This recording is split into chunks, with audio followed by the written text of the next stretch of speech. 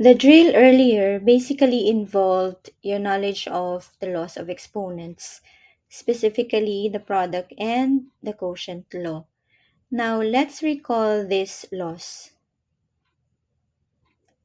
The product rule of the laws of exponents states that if b is an element of the set of real numbers, then b raised to m times b raised to n is equal to b raised to m plus n.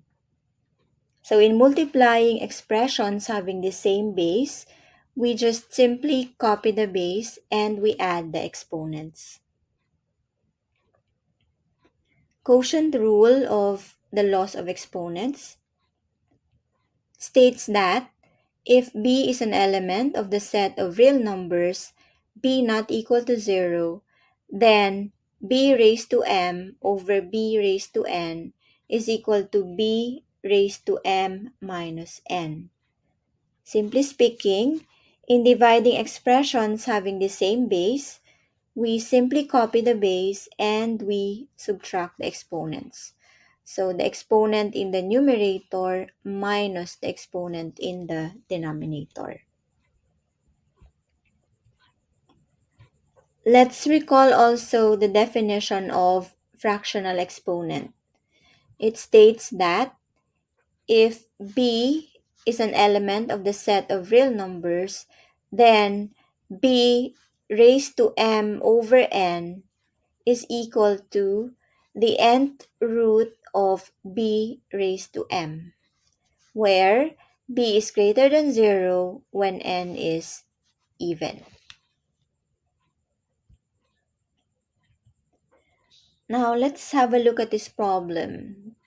This is titled Value of Consistency. Gab is an average grade 10 student. Because of the COVID-19 pandemic, his school will start classes in August instead of the usual June opening. Before the school year began, he made a deal with his father that if he gets a grade of A in his math online summative tests every month, his monthly allowance will increase by 10% of his current allowance. His allowance for the month of August is 100 pesos.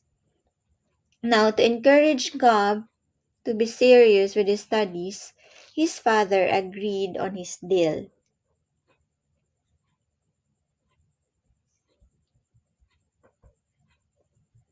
If Gab meets his end of the deal after a month in his online class, how much will be his monthly allowance in September? In October?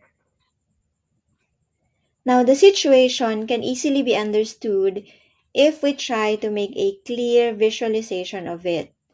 Now, since Gab receives a monthly allowance of 100 pesos in August, then we can easily answer the question.